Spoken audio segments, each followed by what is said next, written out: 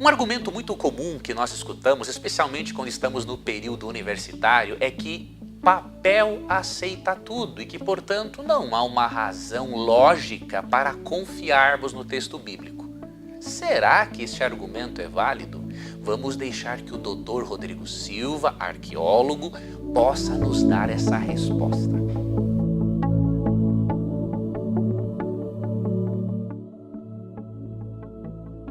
E aí, pessoal, telespectador do programa Na Mira da Verdade, tudo bem com vocês? Não, o programa não mudou de apresentador. Eu que tive o privilégio de ser convidado pelo Leandro para deixar uma mensagem aqui no canal de vocês, eu fico muito feliz, porque Na Mira da Verdade e Evidências, estamos todos no mesmo time.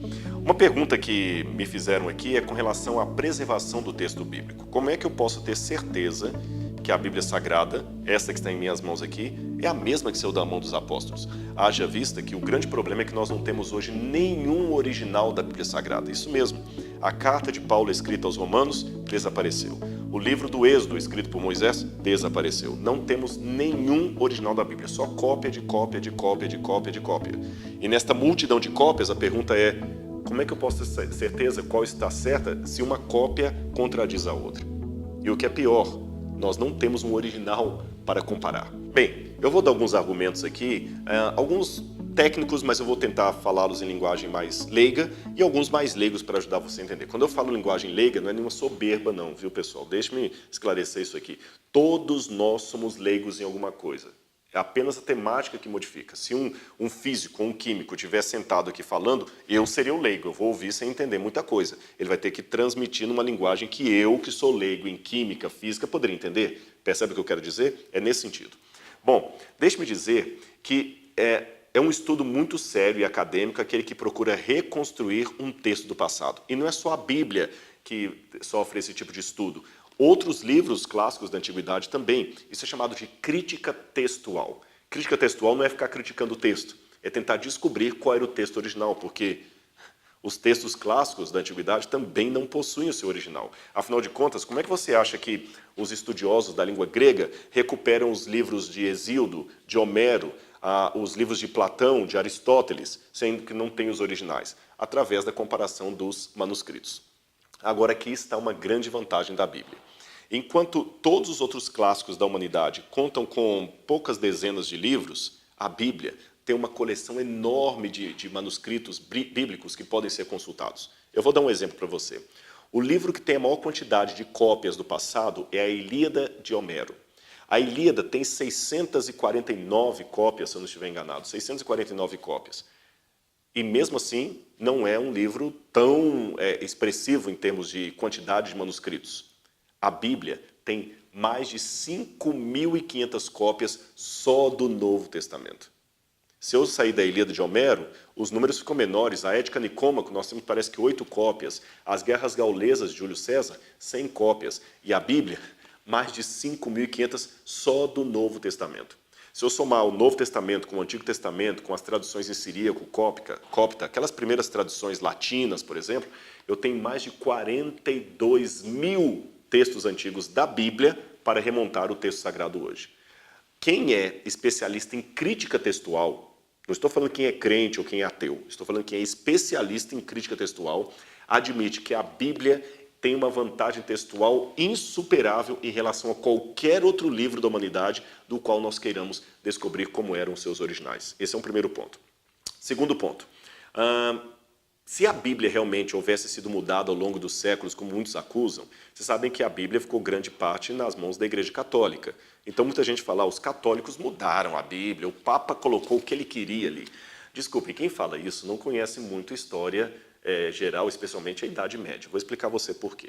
Não era interesse da Igreja Católica medieval que o povo tivesse acesso à Bíblia. E desculpe os católicos, não quero ofendê-los, mas isso é uma verdade histórica que você pode confirmar.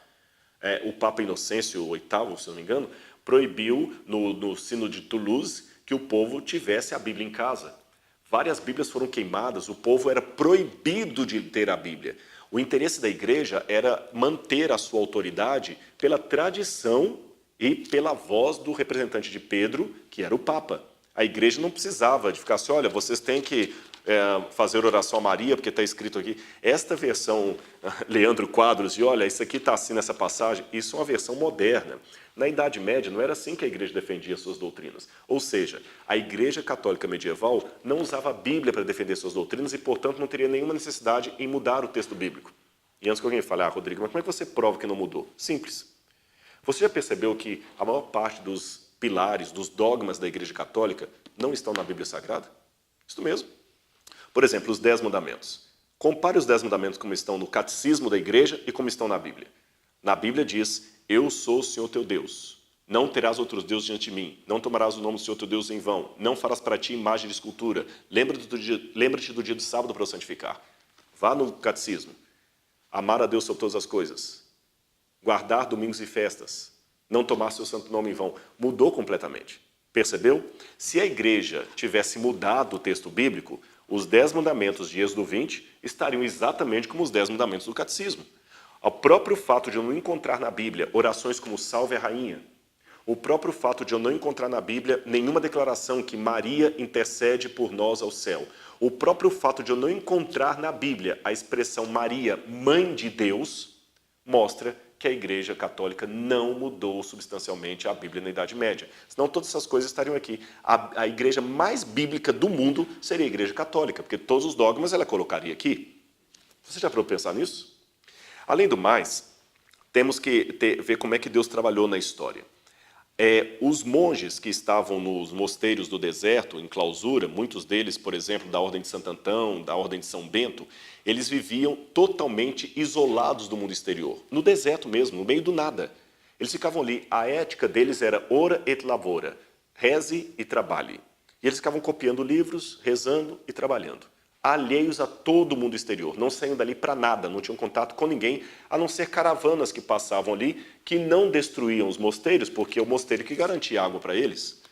E nesses mosteiros, muitos textos bíblicos foram copiados, à margem do que acontecia na Europa, à margem do que acontecia no Vaticano, e acabaram ficando como se fosse uma espécie de cápsulas do tempo, sem nenhuma interferência eclesiástica. Olha como é que é a sabedoria de Deus. Mais um detalhe curioso para você.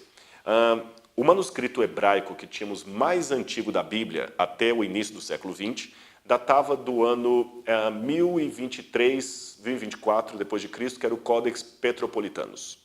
Depois encontraram também mais um Codex Guinnessar, que datava mais ou menos 990 e poucos depois de Cristo. Ou seja, arredondando o número para ficar mais fácil, eu posso dizer que o texto hebraico mais antigo que eu tinha da Bíblia datava do ano 1000 depois de Cristo. É verdade que fora disso havia um pequeno fragmento dos 10 mandamentos que datava do ano 100 a.C., mas é apenas um fragmento dos 10 mandamentos, não conta. De maneira geral da Bíblia, ano 1000 em diante.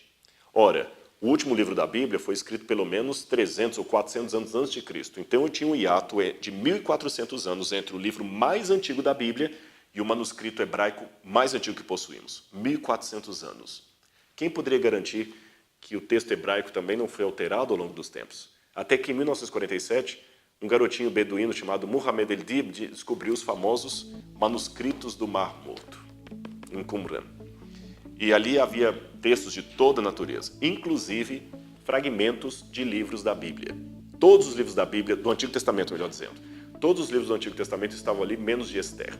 E quando você compara o texto de Qumran com o texto que eu tinha do ano 1000, é tal qual, 90% de semelhança, 10% de diferença. E um detalhe importante, esses textos encontrados em Qumran datam de até 250 a.C., ou seja, 1250 anos mais antigos que o texto hebraico da Idade Média. E como eu falei, 90% semelhante. Espera. Se é 90%, então 10% que são diferentes, sim, 10%, mas que não fazem muita diferença. Por exemplo, em Isaías diz Kadosh, Kadosh, Kadosh, Santo, Santo, Santo. Em Qumran fala Santo, Santo 2 vezes. Mudou muita coisa? Não. Um salmo tinha todos os textos da Bíblia, os versos da Bíblia, pela ordem do alfabeto hebraico. Aleph, Beit, Gimel, Dalet. Mas a letra Mim estava faltando. Não sabíamos como era, porque pulava. No manuscrito de Qumran, esse salmo foi encontrado com o versículo que estava ausente. Esse tipo de diferença que perfaz os 10% que eu falei com vocês. Ou seja, Qumran e outros argumentos que eu poderia dar confirmam o que disse Isaías. Seca-se a erva, cai a flor, mas a palavra do nosso Deus, esta permanece eternamente. Você já pensou em estudar a Bíblia em qualquer lugar? Pois eu adotei uma metodologia, a metodologia do audiolivro, para que você possa ter respostas a 27 perguntas complexas, porém eu apresento-as de maneira simplificada.